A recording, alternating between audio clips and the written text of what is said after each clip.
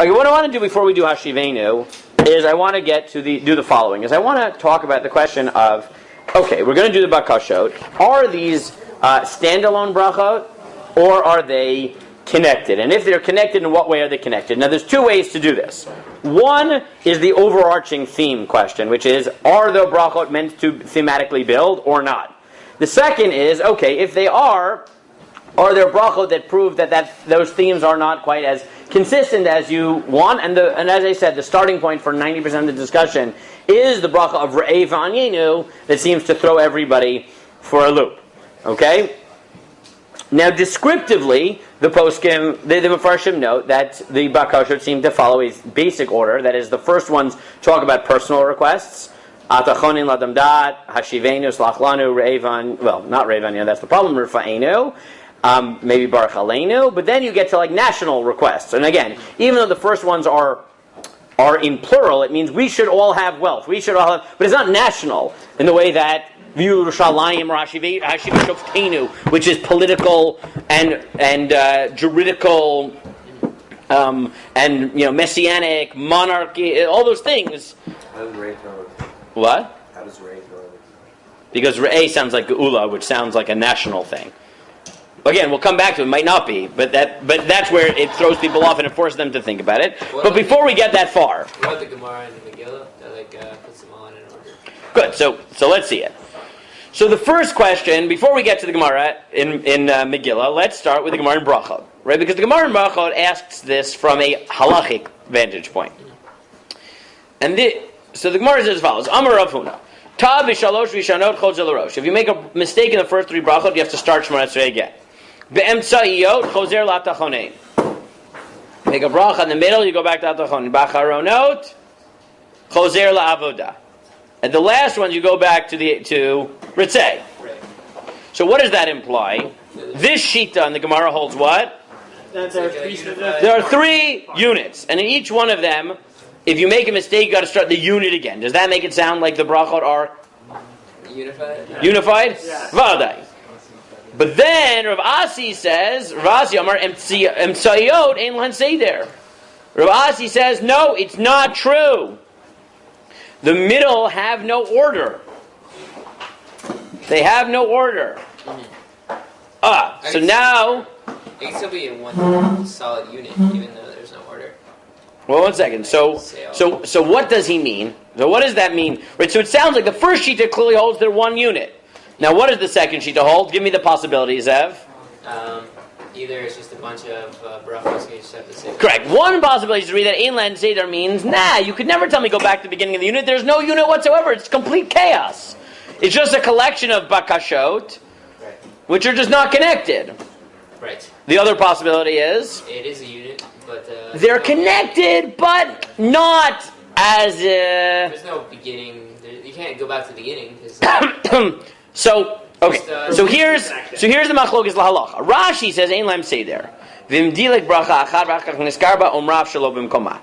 You said atachonin hashivenu, and then you said rifa'enu. Right. So now what do? What does Rashi say? You just say Ray. Say Ray right there. That's it. There's no order whatsoever. So there's just no order. It doesn't matter. Is that really possible? No. Tosfos says. Perish b'kuntras v'imdilek bracha achach v'achach niskar b'shelo b'mkoma omram makom sheniskar v'lo nehira. So what are you talking about? The Gemara in Megillah says they're connected. Akor Megillah mafrei lo yatsa v'tanuchim v'chem kriyishma v'chem the tefillah. It says you can't read Hallel out of order. You can't read shemoneh-esrei out of order. You can't. It sounds like an order. L'chein nira k'perish Rashbam v'Rav Ilfus. This is one of the few times in Shas, by the way, where Tosfos quotes the Rif. Doesn't happen very often. It doesn't happen very often. But sometimes he quotes the Rif, in Brachot more than other places. I don't know why. I was listening to, on the car, I've been re-listening to Ray Rosner's Daf Yomi, and he at some point made a comment, because this is not the first time in Brachot, where he quotes, what? His brother. It's his brother. Shalom Rosner. So he noted this, that it's very rare that Tosfos quotes the Rif, but he does it a few times in Brachot, and he's like, this should be someone's dissertation, right? When does he? At least twice in the first paragraph. Yeah, then he does it again in Lamed Daled. Yeah. Yeah, I mean, that's what he was saying. In Brachot, it happens several times. It's a bit weird. Rashi said that it might not be the rip, though. Maybe. For us. Maybe. I don't know. I don't know why you would say it's not. No. Anyway, it says, "De'en lem seder, the Gemara hainu sheyatchav makam shedilek habracha, misham ve'elach yomra kol haseder, v'alo yatchav atachonin, k'mo shalosh rishon v'achron shechozol rosh." Tosfot says, no, you know what it means? It means you do have to go back to where you made a mistake. You don't have to go back to atachonin.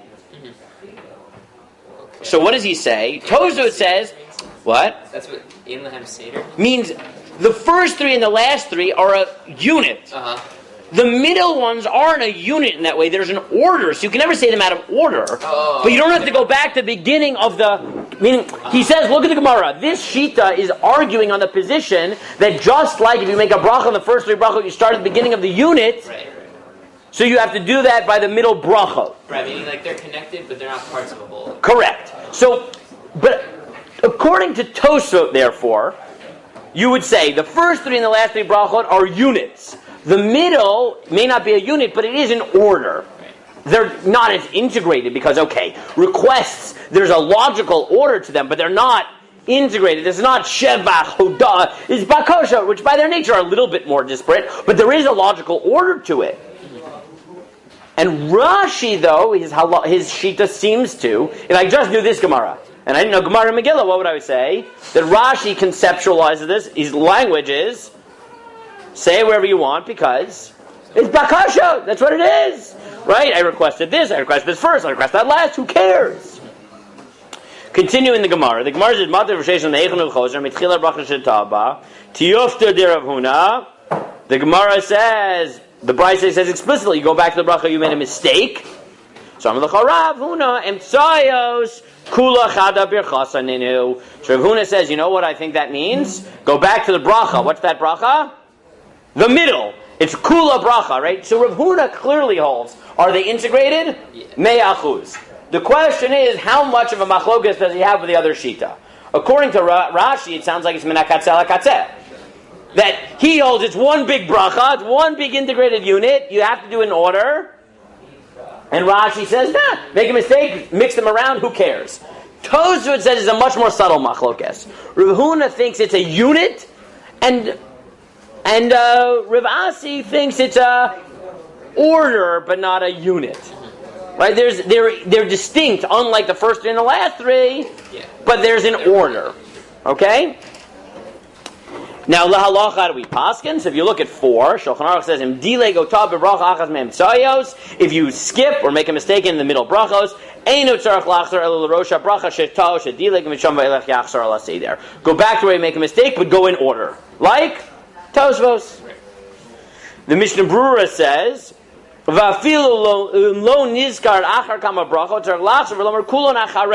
even if it's after many brachot, you go and say it again. Shem Yomar Odza Bracha Levada Makam Shenimzer Nimshe Sheshina Seder Shal Bracha V'lo Yatsa Yudches Sheseder Bracha D'Me'anche says it's Agdola V'Samchut Sidron Alam Mikraot. And the Mishnah Berurah says, you know what the logic is? As we'll see in the Gemara and Megillah, the order was determined by Anche Knes Agdola based on Psukim. So how can you tell me it doesn't matter the order?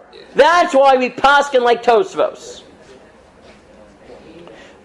So let's look at the Pnei Yoshua, and then we'll actually go to these Gemarot, okay? So the Gemara, the Pnei Yoshua says as follows: V'otam acher, the Chaven, the Shalosh Rishonot Afagav, the Brachot Chalukot Hein, Mikom Makom Me'inyon Echad Hein. The first three brachot may be different, but they're one inyan. She'inyanam b'shevach hamaka, praise. Umishum hachim shina asida boza inyan gufa lo yatzig l'ashkan b'kriyashmam karlo mafresh yektim parsha achas pasikim u'char lo mukta mikir lo mafresh. He said, how do I know that one unit can't be out of order? Because we say you can read the 3 parshiot of Shema out of order, even though you shouldn't. But if you do, they stand alone. But if you read the psukim in a single parak out of order, you're not yotzei. So he says, what's the category? The issue isn't are they conceptually following in order. The issue of the issue of the first 3 brachot is that it's more than that. It's one entity, not just ordered distinct entities, but one entity. V'chi agavnu b'sholosh achronot shemen yinechad gamrin hacha b'samuch shedoma b'en le'eved shekibal pras. V'havunam yinechad avoda v'hoda b'chazako anem ki the preachers b'sugi the Megillah. The last three are hoda or whatever. Or Yitzia Meharav, right? We talked about this. Definitely, if you switch around the three units, right? Shevach before Hoda before Shevach before Bakasha, whatever. Masha Engin be'emtzios gufayu she'en sheila tzrachav. So what's the logic of, let's say, Rashi? It's just Bakasha. We call echad inyan sheila tzorch b'fnei atzmo. Every Bakasha is distinct. And he said, the Mishnah Brewer's kasha, this is obviously ahistorical here, but anachronistic, but he says, the kasha, it's based on psukim. He says, yeah, but let's look at the Gemara carefully. It's not one pasuk that links you from all of them, it's, why does A follow B? Why does B follow C? Meaning, we find smach to put one after the other, but we don't have a pasuk that tells you all 19, right, or all 13 or 12, whatever, in order. It's that A is linked to B and B is linked to C, but not A, B, C, D. We have no pasuk. So why would you say like Rashi? Isn't the Gemara going to be a kasha? Rashi will be v'tarek it and say, sure, there's like loose reasons why we put A before B and B before C. Right. But there's no A, B, C, D, E. There's not a unit. Yeah. We're not going to make it random. But still, and he said, "Mishum hachi in svara lo mishum shina v'amram lafrei lo yatsa." That's Rashi's svara. That yes, maybe there's a somewhat of a logic why they go in order, but it's a loose logic. It's a loose logic. So let's look at the Gemaras he's talking about, and let's flesh out this idea. Okay, let's at least get through this much. We have three Gemaras, 2 Bavlis, 1 Yerushalmi. Tana Rabbana. Shimon HaPekuli, we've seen these before. His shemoneh-esrei brachot lefnei Rabbi Gamliel l'seder b'yavne. By the way, remember I told you that some of the academics say, the brachot were floating around just mean that Shimon HaPekuli set it up. It's not just the academics, right? The Rashba says the same thing. Like it's not, okay? Rabbi Yeshua Omer me'ein shemoneh-esrei. So on the Beirei Tefillah website, they note that there's another place where you see this as a potential machlokas of how integrated are these. They have a machlokes. If you don't have time to say all of shemoneh-esrei, so what should you say? So Rabbi Yeshua says, me'ein shemoneh-esrei. My me'ein shemoneh-esrei. So it's a machlokes. Rav Omar, me'ein kol bracha u'bracha. A truncated one of every single bracha. U'shmuel Omar, havineinu Hashem Elokeinu l'dat derachecha u'mol levaveinu li'yaratecha v'tizach lanu li'yot geulim. Right? Etc. So they point out what's the machlokas. Shmuel clearly holds, is there a conceptual order that leads not just one to the next, but seems to connect them all? Yeah. So look at it. He says, Havineinu Hashem Elokeinu l'dat derachecha, give us knowledge, u'mol levaveinu li'yaratecha, right? Circumcise our heart for your fear, v'tisach lanu li'yot geulim. Forgive us so that we will be redeemed. V'richaknu me'amachovenu, and will be distanced from our pain. V'dashnei v'nod artzecha, v'nutzotenu me'arba tikabetz, v'atom al datcha yishpotu. Right? Bring us back so that we will be judged and followed tzidkus. V'arishayim tanif yadecha, v'yismechuta again bevinyan irecha. Right? Let the tzaddikim rejoice in the building of Yerushalayim. Yes. Uvetichun heichalecha v'tzmichat kerem l'zavedech reichanel v'nishayim v'mishicheret terem nikra tanteh baruch Hashem shomei tefillah. Now Abai doesn't like this. Light alei Abai amanda matlei avinenu. But he says you see that conceptually of a similar machloket here. If you hold avinenu, it sounds like you hold. Remember we saw the shita that it's bracha achat. Yeah. So Shmuel holds. It's one the whole Shmuel. Shmuel, yeah. Shmuel holds that at some level, even if it's not actually bracha achat, or maybe he actually paskins bracha achat, he holds that the fact that I can make up one bracha that integrates all of them means that they are very closely conceptually linked. And if you look at the way he does it, it's one flows from the other. So Shmuel seems to have a close to bracha achat svarak, the fact to the extent that he actually has one bracha. Wait, and that's just the bakasha? It's just the bakasha, So you would say the first 3 brachos? Correct. Okay. First 3, havinenu, last 3. Okay. So Shmuel seems to hold that is there an order? he seems though that it's pretty integrated to the point where even if he holds it's not always bracha achat, under certain circumstances he makes it bracha achat. But when you argue and you say Rav, mein kol bracha bracha, you're saying, you're opening up the possibility at least. Yeah, you're saying they're each individual. That they're individual. So they could be that that's part of the machloket here. Right. So with that in mind, let's look at the Gemara and see the two ways of reading it. So this is the Gemara that the Mishnah Berurah is talking about. Tefillah minolan.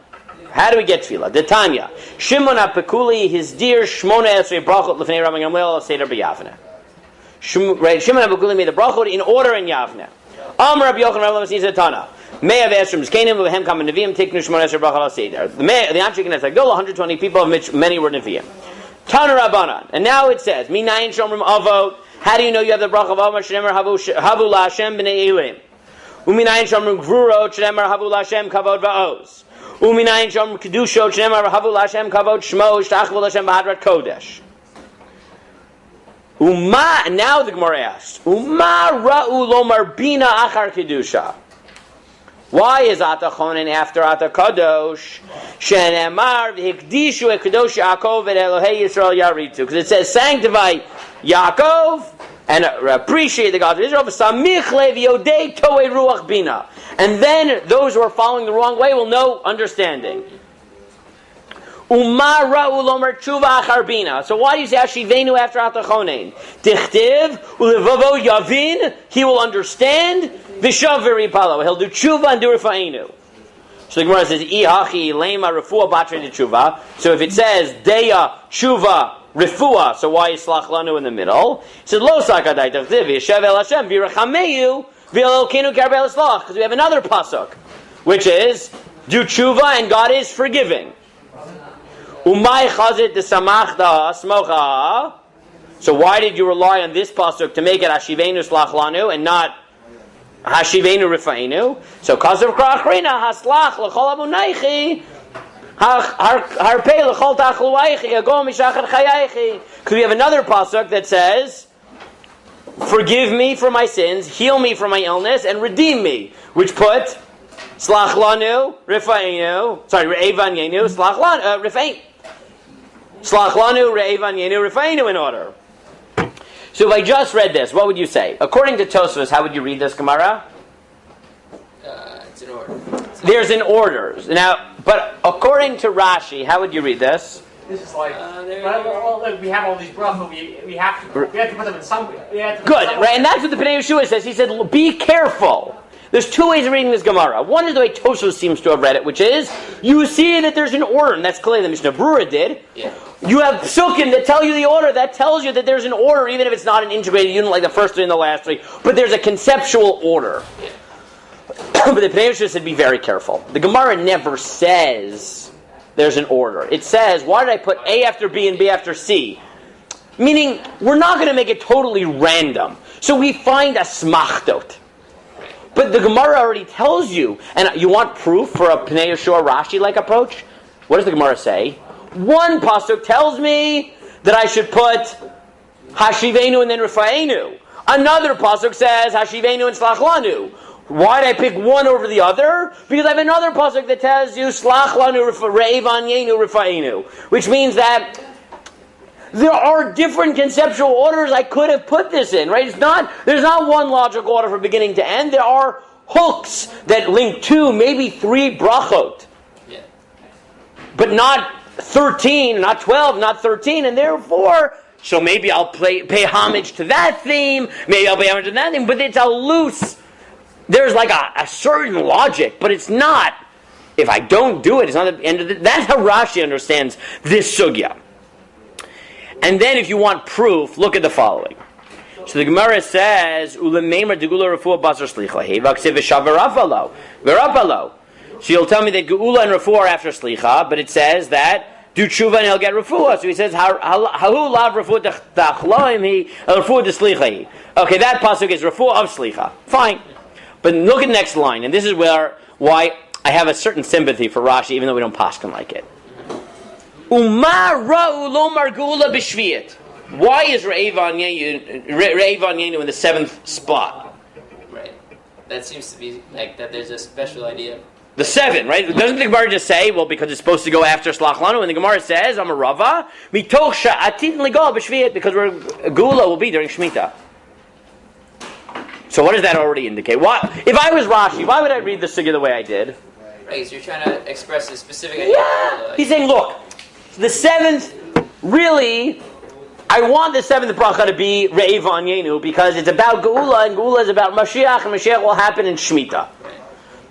So then I find a hook to put Shlach Lanu before it and to put Rifa'inu after it. But it's clear that if you thought that the 12 brachot in the middle or the 13 brachot were integrated, would you have to ask why is Re'eh number 7? You would say no, it's number 7 because it's connected to 6 and 8. But that's not what the Gemara says. The Gemara says it's 7th because if there's a hint to Shemitah, and Memela, so Slach Lanu goes before it, and Rifa'inu goes after it, because I have a pasuk that hints in that direction. The Amar Mar B'shishit Kolot B'shiyas Milchamos Moses Shviat Ben David Ba. But he says, what about 6? He says, Milchama Nami is Chalta Geula, right? In one place it said that the Milchama will happen in the 7th, and Mashiach will come in the year after. He said, okay, fine, but the Milchama of Mashiach start in the 7th. Meaning, this is the Milchama of Mashiach will be during Shemitah, and Mashiach will come in the 8th, but okay, it's a hint. But so, again, I think that on the one hand, you'd say, there's clearly an order, which is, right? So the Mishnah Brura follows Tosfos, La Halacha, and he says, look, what you learn from this Gemara is the fact that there's a pasuk after pasuk after pasuk tells you that, there's a real order. But the Pnei Yeshua's read of Rashi is really quite compelling, which is, ma pito, right? We have certain hooks. Deya comes before tshuva. That makes sense. But it's not integrated because there are other considerations like magic numbers. 7 is geula, right? That points in the direction that you don't find a strong conceptual connection through the whole shemoneh-esrei. Nishketerlach, right? That's going to be Rashi. If you look at the Yerushalmi of the version of this, Yerushalmi says, Amar Rabbi Yirmiyah. May have asked shmonim v'kama neviim. So the Yerushalmi is interesting. It doesn't just say there are a bunch of neviim. It actually says 80 of them were neviim. So more than 2/3 of the Anshin Hagdolah were neviim. That's the Yerushalmi's edition. Well, okay, it's before the Bavli, but fine. It's what's found in the Yerushalmi. It's not in the Bavli. V'kama neviim etkinu et tefillah azot. Umaro lismocha kel hakadosh l'chonin adar al shem v'ekdishu k'dosh Yaakov maktiv batrei v'yadu to'ebina dei l'tshuva hashmein le'va'am hazev az navach beid ve'navo shea ad levo yavin v'shav tshuva l'slicha v'yashav al shem v'rachamei v'agenu yikarbel l'sloach slicha l'geula hasolech chavon naichi rofel chodach loichi yagom mishachar chayaichi v'yomer rofi chelim kadamai Amar Rav Yacham v'nei matkinu gol Yisrael bracha shviit l'lamercha shein Yisrael nigan el b'shviit. Right, basically the same thing, slightly different psukim.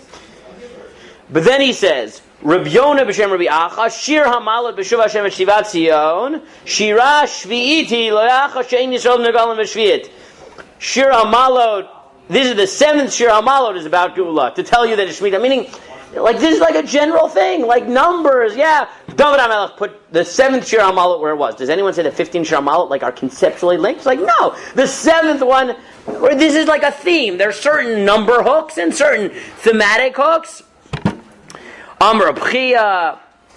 And then here it's even more. This you don't have in the Bavli.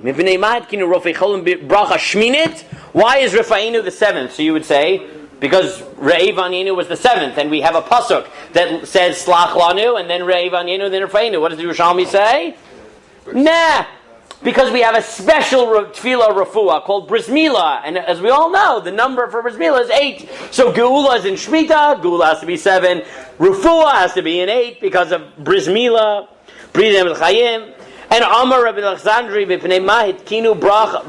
Mivarech Hashanim Berachot Sheet. Why is Baruch Aleinu number 9? Kineged Kol Hashem Shover Azim Shuatid L'Shaver Kol Balei Sharem. It's the name Hashem appears in the Shir HaMalos about Parnasa or about rain in the 9th. Right, the 9th Shem Hashem in that Mizmor Tehillim talks about something about Baruch Aleinu.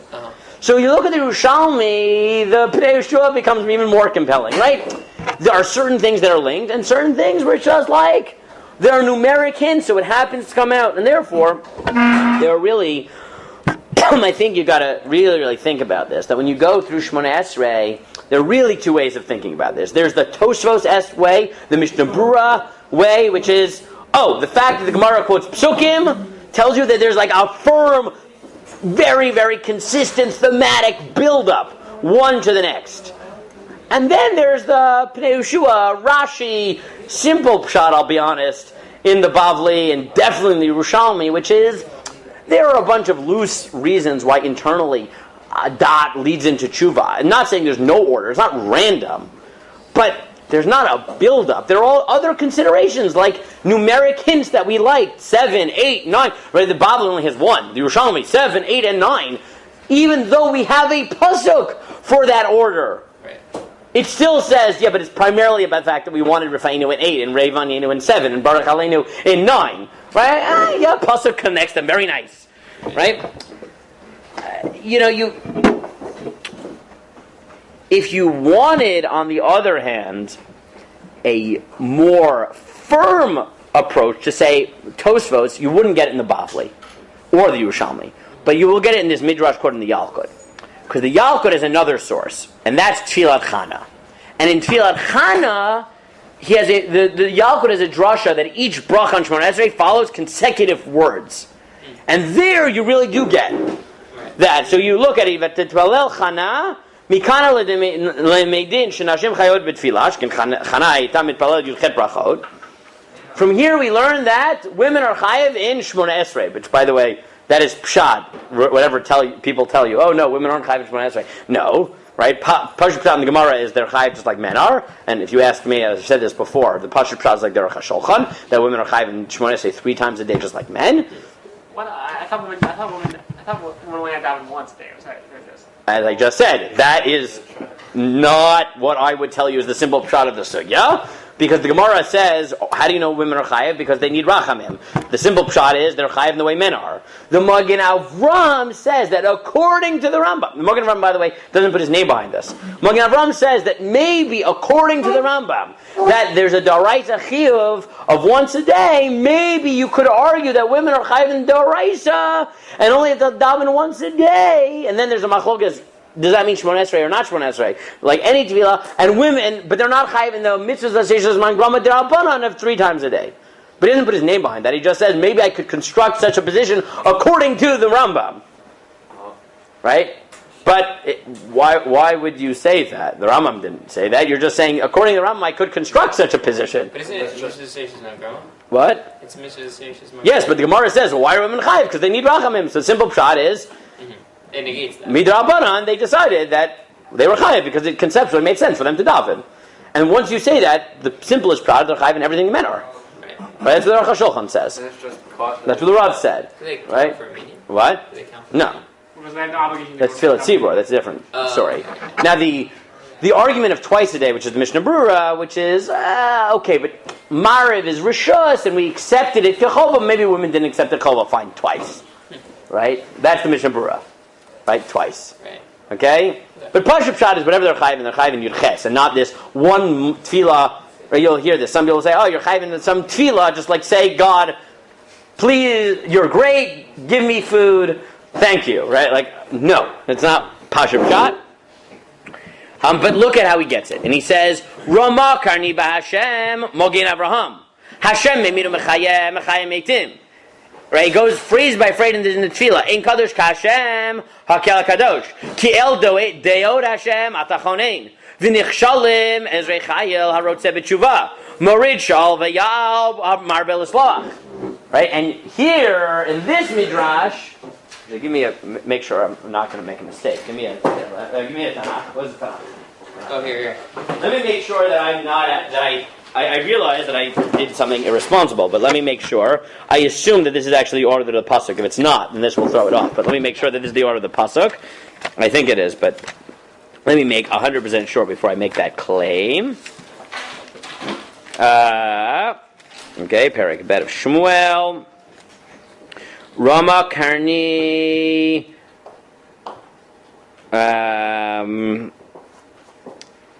Hashem Meimid Umechayeh. I'm sorry, I take it back. Nope. I was going to tell you that this midrash was proof of a conceptual order, but I was wrong. You know how I'm wrong? Because it quotes the psukim out of order, right? So therefore, this actually proves the opposite, right? That you see that it's not. Okay, I thought this was a proof in integrated, and now I take it back. No, this is a proof dafka the opposite. That the order of Chana is the order of shemoneh-esrei, and it's a completely different order than we have, which is proof of the opposite of Rashi. That these are, by the way, even of the first three and the last three, which is quite radical, in the opposite direction that I thought it was radical. So, I give up on that. But this is actually a proof of the opposite, right? It's the, which is amazing. It's a proof that even that according to this midrash, even the first brachot are not that conceptually linked, which is actually quite a chiddush. So, good. Again, we have 2 minutes. So let me throw out the last point, okay? Many of the Rishonim and the Mefarshim really do assume they go in this Tosfos-esque direction. But like I said, the real question that pushes them is, and you can decide if you want to do this. Since I didn't print it out, I don't feel bad if we don't do this next week and we save it. Like I said, what really pushes people to figure out, okay, let's assume there is an order, is Re'eh v'Aniyenu. Because what most people say is, okay, there's an order, and the basic structure of shemoneh-esrei is first private ones, communally, yes, in plural, but not nationalistic types of requests, and then the nationalist ones. Right, the communal, the national, the Am Yisrael ones. But Re'eh v'Aniyenu throws them, because that's thrown in the middle, right? The simple pshat of Re'eh v'Aniyenu is about Geula. So what do? Right, does that tell us that really, the order, we already saw that Re'eh v'Aniyenu is special. We want it in the 7th dafka. Does that tell you that this order is not perfect? Right? Because, we care about certain numbers, and, if it breaks up the order, it's not a big deal. Right? That's one direction, which is to say, I'll prove to you that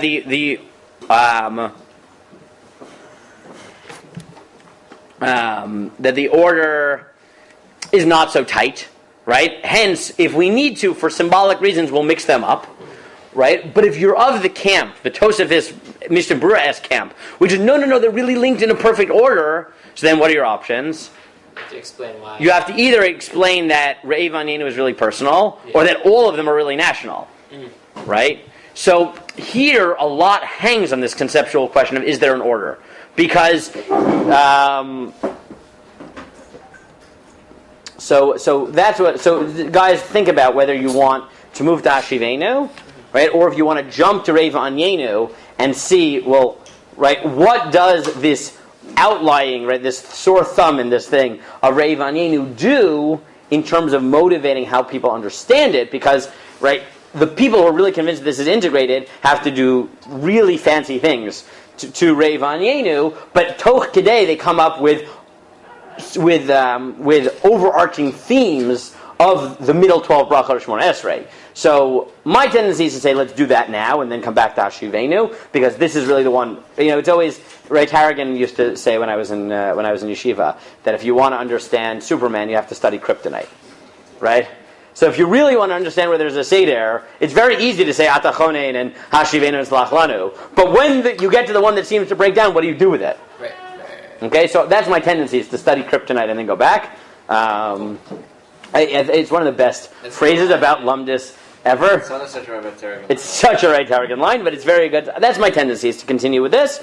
So then that's what we'll do next week. Okay.